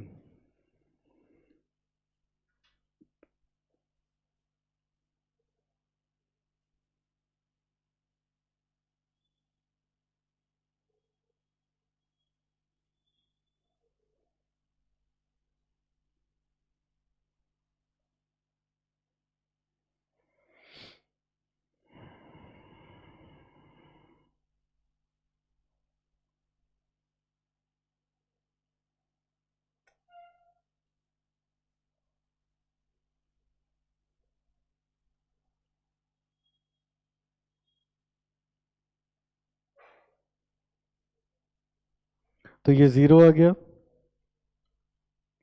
5000 इंटू 41 205,000, 86 इंटू 4000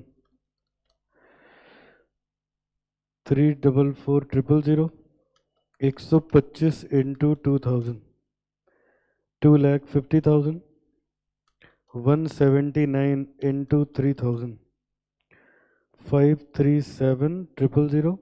इसका टोटल कितना बेटा?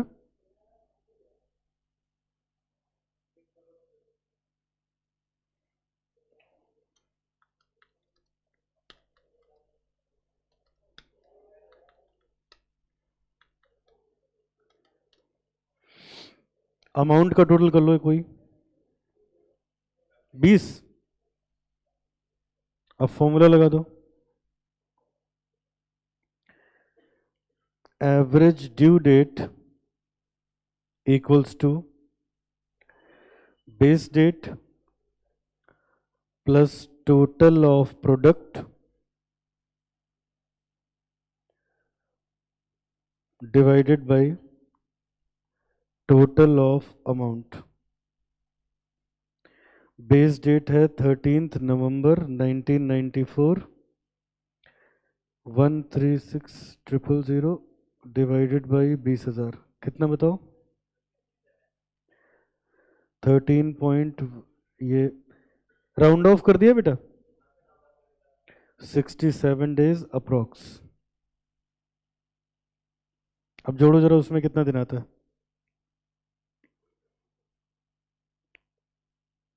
17 दिन हो जाएंगे नवंबर के, 31 दिन हो जाएंगे दिसंबर के, कितना हुआ ये? 17 और 31, ये हो गया 48 डेज। 48 माइनस 67, 19 दिन और, तो 19 जनवरी। जनवरी बेटा,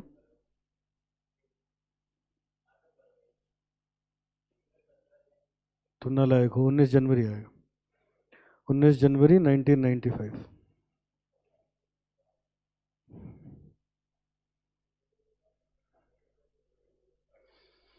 एग्जाम में यही प्रेजेंटेशन रखनी है, ये फॉर्मूला भी आपको लिखना है ऐसे।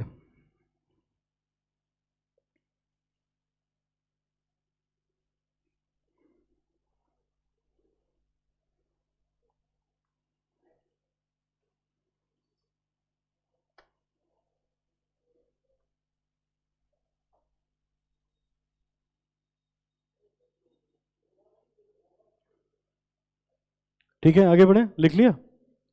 अब ये देखो बेटा, एक तो ये क्वेश्चन उन्होंने एग्जाम में पूछा था। अब इसमें ऐसे लिखा है, देखो 10 अगस्त और ये है 12। देखो सेम क्वेश्चन फिर एग्जाम में पूछा, यही है 1997 में, इस बार 10 नंबर का पूछा। अपना देख लो सारी डेट वही है, 10 अगस्त, ये ईयर एक बढ़ा दिया है 3 महीने के लिए, 6000 यहाँ भी था। फिर दूसरा था उसमें भी 23 अक्टूबर, देख लो मिला लो, 60 दिन के लिए। तीसरा था 4 दिसंबर, उसमें भी था 2 महीने के लिए। 14 जनवरी 60 दिन के लिए, मार्च, तो ये होमवर्क हो गया, 14 होमवर्क हो गया, सेम क्वेश्चन है।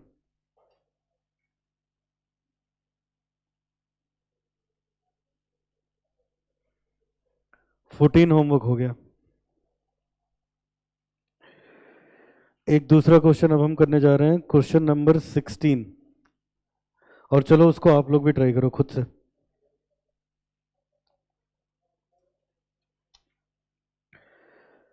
Question number 16।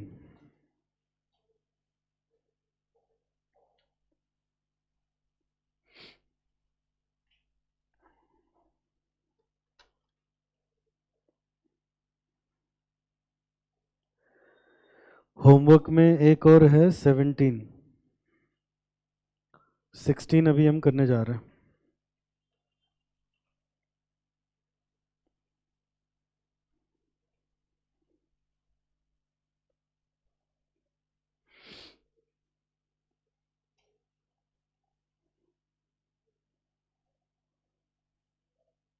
चलो लगाओ बेटा फटाफट 16।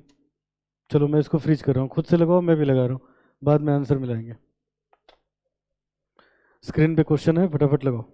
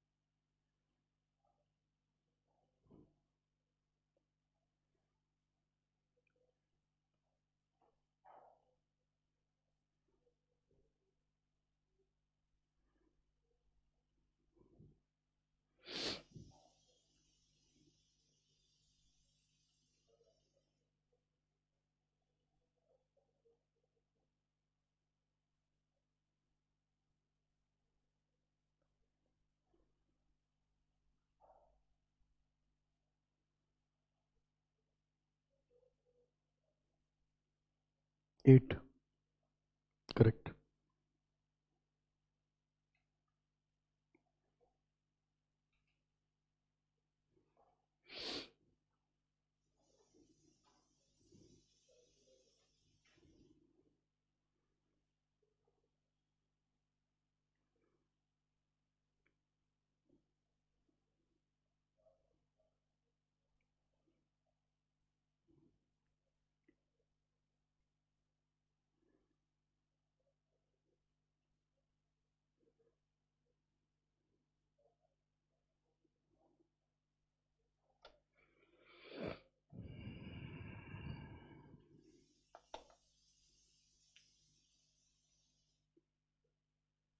आया बेटा? आंसर है स्क्रीन पे, चेक कर लो।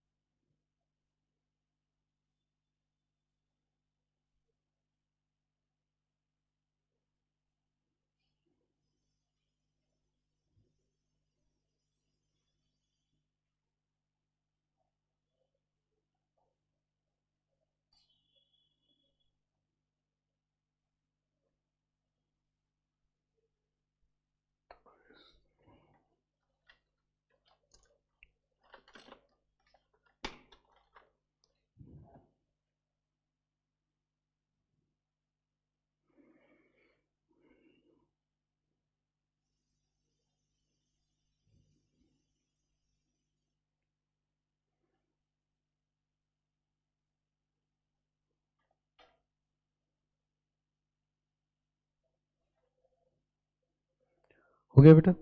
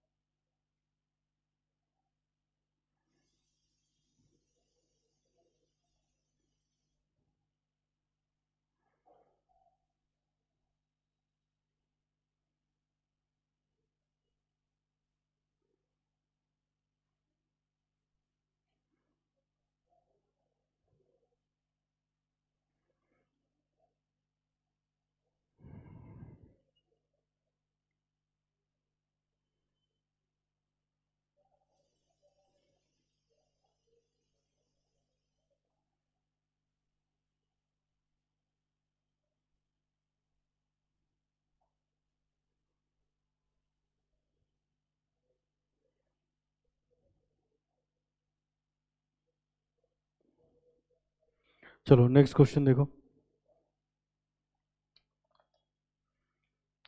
क्वेश्चन नंबर 22, ये भी एग्जाम में आ चुका है बेटा, और ये इंपॉर्टेंट क्वेश्चन है।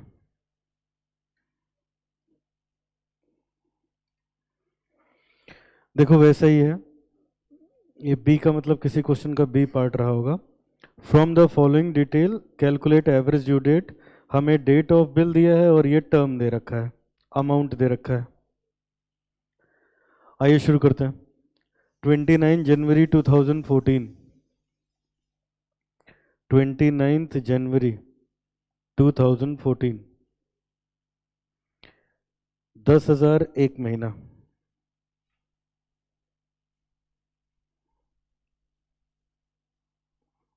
20 मार्च 2014,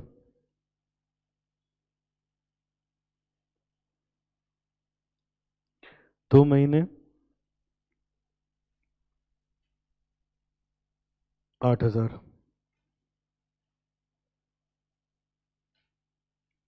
12 जुलाई 14,000 1 महीने।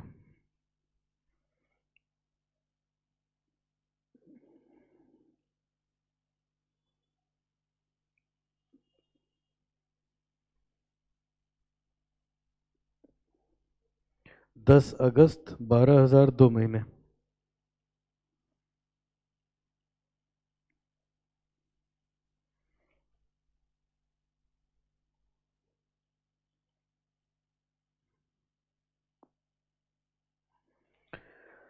चलो अब ड्यू डेट काउंट करते हैं बेटा।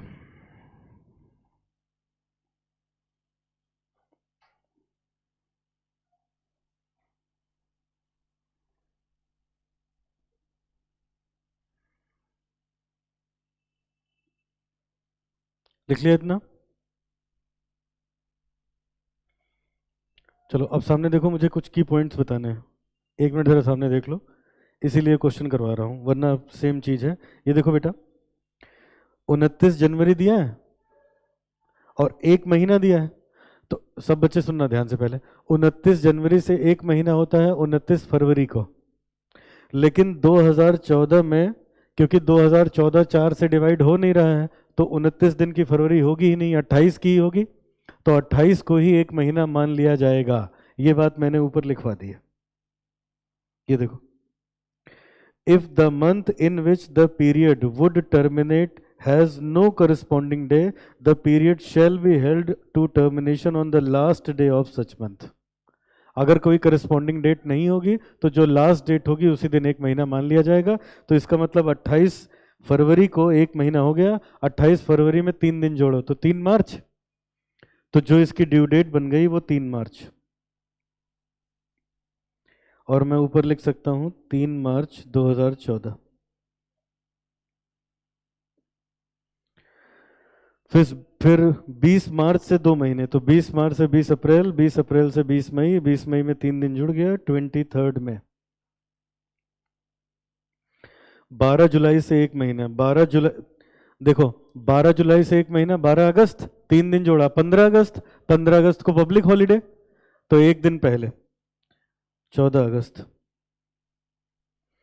10 अगस्त से 2 महीने, तो 10 अगस्त से 10 सितंबर, 10 सितंबर से 10 अक्टूबर, अक्टूबर में 3 दिन जोड़ा तो 13 अक्टूबर।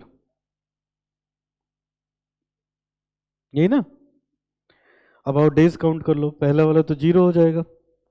3 मार्च और 23 मई के बीच में कितने दिन हुए? हाँ, मई है बेटा, तो 31 - 3, 28 दिन हो गए मार्च के, 30 दिन हो गए अप्रैल के, 23 दिन ये 81। 28 + 30 + 23, 81।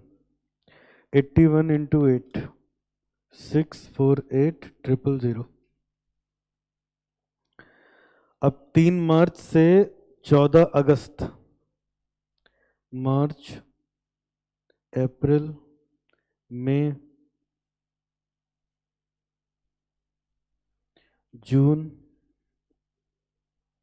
जुलाई, अगस्त। 28 + 30 + 31 + 30 + 31 + 14, 164 इंटू 4,000, 14,000, 2296,000। अगस्त, सितंबर, अक्टूबर। 28 + 30 + 31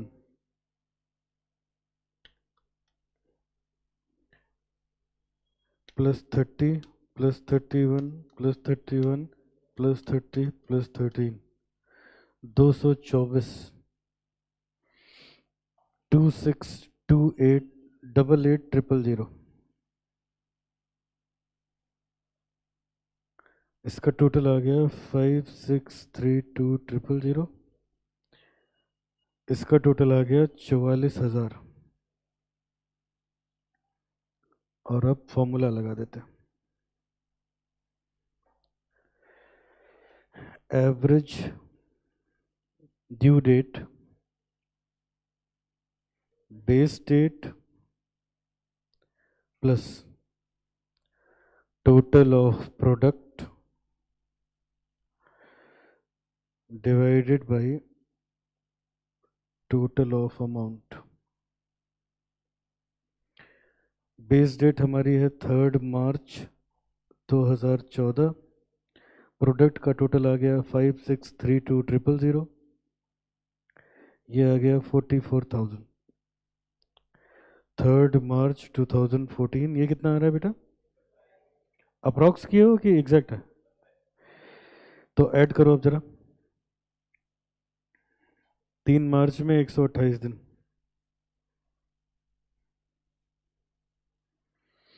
28 दिन मार्च में हो जाएंगे, 30 दिन अप्रैल में हो जाएंगे, 31 दिन मई में हो जाएंगे, 31 30 दिन हो गए जून में। अब चेक कर लो यहाँ तक हुआ कितना। 30 प्लस 30 प्लस 31 और प्लस 28, 119 दिन हो गया।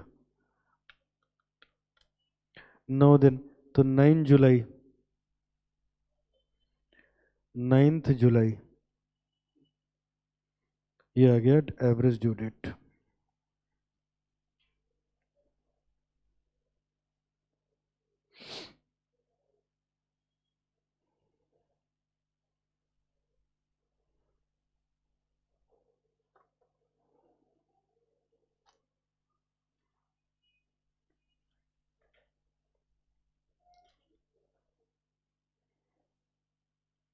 ठीक है बेटा, हो गया। एक होमवर्क और ऐसा ही बिल्कुल है, यहाँ ऊपर लिख रहा हूं मैं। Question number 25।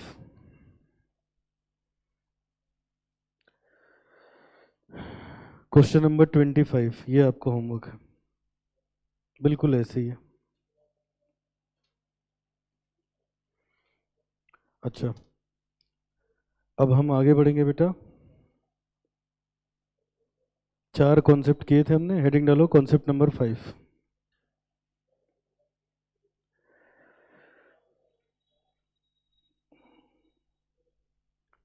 Concept number 5। अच्छा एक बात बताओ बेटा, सब लोग इधर देखो। जो अभी क्वेश्चन फिनिश किया इसमें एवरेज ड्यू डेट क्या आ रही है? 9 जुलाई। मान लो इसी क्वेश्चन में लिखा हो कि क्लाइंट कह रहा है हम तो 31 अगस्त को पेमेंट करेंगे। तो अगर वो 31 अगस्त को पेमेंट करेगा तो उनसे 44,000 तो लेंगे ही, क्योंकि ये तो उधार दिया है। इसके अलावा ब्याज भी तो लोगे। कब से कब तक का? फ्रॉम 9 जुलाई अप टू 31 अगस्त। अब यही मेरा अगला कॉन्सेप्ट है। आगे के 2-3 क्वेश्चन जो हम करेंगे उसमें एक डेट दी होगी कि क्लाइंट इस डेट को पेमेंट करना चाहता है, तो हमें इंटरेस्ट वहां से लगाना होगा जो ड्यू डेट आएगी। समझ गए ना? एक अगर कर ले जाते हैं तो उसके भी 1-2 क्वेश्चन आप घर पे कर सकते हो। चलो लिखो जरा, कॉन्सेप्ट नंबर 5 में लिखिएगा, calculation of average due date and interest when payment is made at a desired date of customer। अगर कस्टमर की डिजायर्ड डेट पे कैलकुलेशन होगा तो लिखेंगे interest is calculated as total of amount into rate of interest divided by 100 into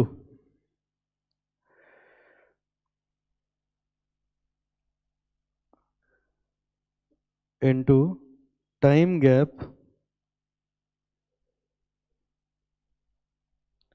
between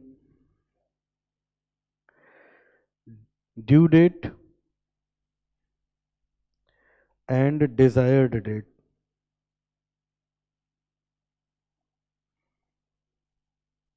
Divided by 365.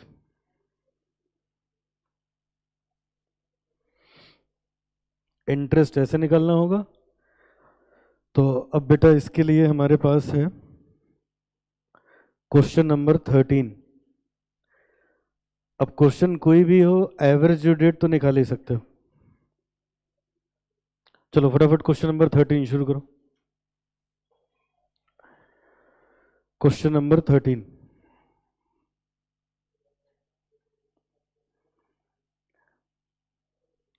Calculation of average due date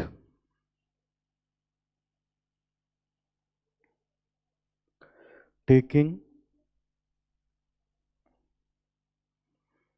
as base date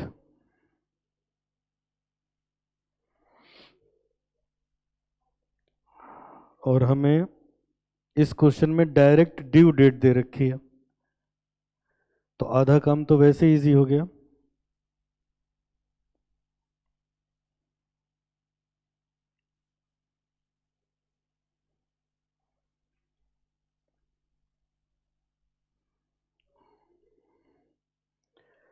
question number 13,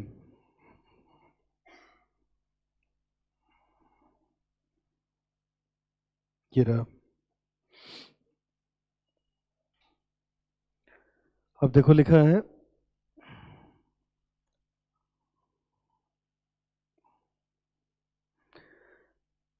बेटा जरा एक point देखना सामने सब लोग स्क्रीन पे देखो। देखो यहाँ लिखा है 10 अप्रैल को उसने 5,000, 16 मई को 10,000, 9 जून को 3,000, ये तो दिया है। और यहाँ लिखा है 1 अप्रैल को भी 2,000 रुपए उधार था, है ना। ये देखो क्या लिखा है, हरी ओज राम 2,000 ऑन 1 अप्रैल।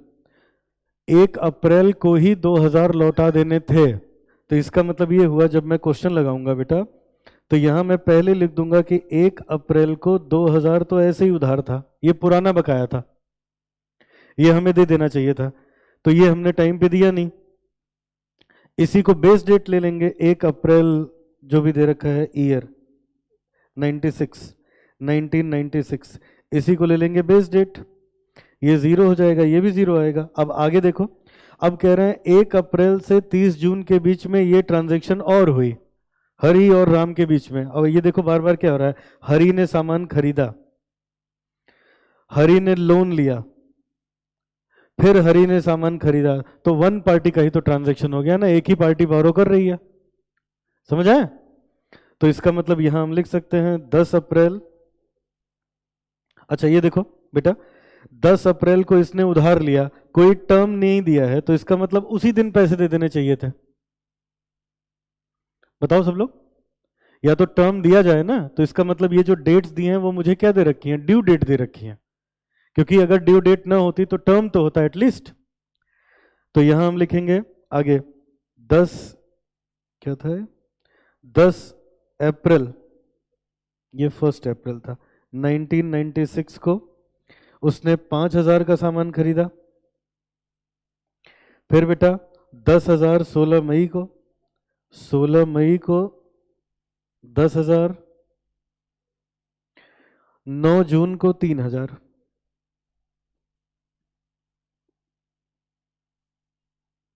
3,000। अब 1 अप्रैल और 10 अप्रैल के बीच में 9 दिन होते हैं, 1 अप्रैल और 16 मई के बीच में, अप्रैल के हो गए अपने पास 29, 29 और 16, 45 डेज। और 9 जून हो जाएगा 69, मल्टीप्लाई कर लो, ये आ जाएगा 45, ये आ जाएगा 4,50,000, 69 इंटू 3000, 207,000, इसका टोटल 702,000, 13 और 5 18 और 2 20,000, ये आ गया। अब अगर यहां से हम एवरेज ड्यू डेट निकालें तो ये आ जाएगा base date plus total of product divided by total of amount. Base date है 1 अप्रैल 1996, 702,000, 20,000, 702,000 प्लस डिवाइडेड बाई 20,000, यह है 35.1। तो 35.1 को कितने दिन लोगे? नहीं बेटा, 35.1 तो 36 हो जाएगा ना। 35.1 इसको ऐसे लिख देते हैं, इक्वल्स टू 36 डे अप्रोक्स। अब जोड़ो जरा, 1 अप्रैल में 36 दिन, 29 दिन तो अप्रैल के ही हो गए, अप्रैल पूरा हो गया, 36 माइनस 29, 7 दिन बचा तो 7 मई। तो अब ये बताओ, जो हरी है इसको पेमेंट कब करना चाहिए? 7 मई को। और ये देखो पेमेंट कब कर रहा है, ये देख लो, ये एक आखिरी पॉइंट है। अब कह रहे हैं ये 30 जून को पेमेंट कर रहा है, तो अब क्या होगा, इनको 7 मई से 30 जून के बीच में 15% का इंटरेस्ट पे करना पड़ेगा। क्यों बेटा? और निकाल लेते हैं। तो इंटरेस्ट हो जाएगा 20,000 पे 15% के हिसाब से कितने दिन का बेटा?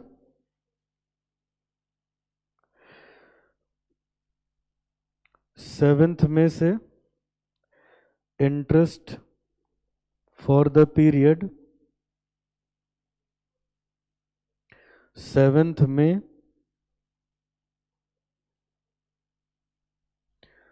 टू 30 जून, तो 31 माइनस 7, 24 दिन मई के हो गए और 30 दिन उधर के हो गए, 54।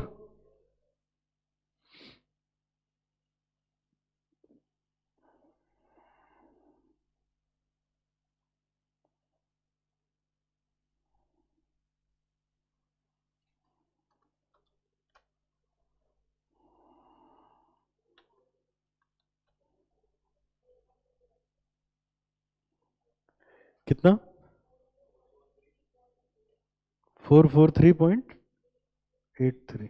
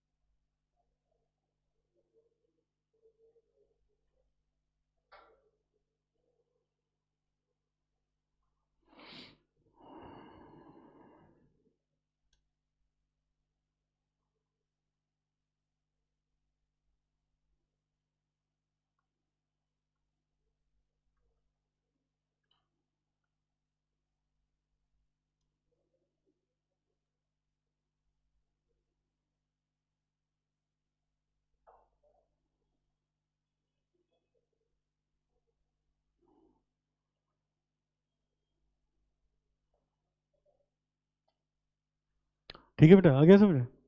अच्छा, एक पॉइंट और देख लो, वैसे ये खत्म हो गया है। ये देखो सब लोग सामने देखो, एक एक की पॉइंट है बेटा। यहां पे 54 नहीं, 55 डेज का इंटरेस्ट चार्ज होगा। असल में क्या है, 7 को तो पेमेंट कर ही देना चाहिए था ना, 7 को पेमेंट कर देना चाहिए था, और वो 7 छोड़ो, वो जाके पेमेंट कर रहा है 30 जून को, तो हम 7 को इंक्लूड करके काउंट करेंगे। बात समझ में आई? 7th को तो पेमेंट कर देना चाहिए था ना उसको, 7 को पेमेंट नहीं करेगा तो वो जो ड्यू डेट थी उसको काउंट करके लेके चलेंगे, है ना, यही लिख दो, ड्यू डेट इज इंक्लूडेड।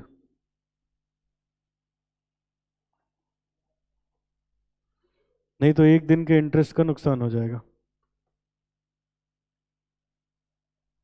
अब देखो कुछ बढ़ेगा ये 2-4 रुपए,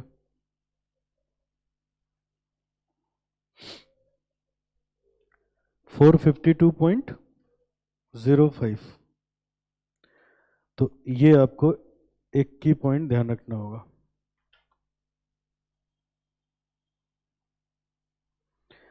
और बेटा एक होमवर्क और हो गया, बिल्कुल ऐसा ही है, क्वेश्चन नंबर 15।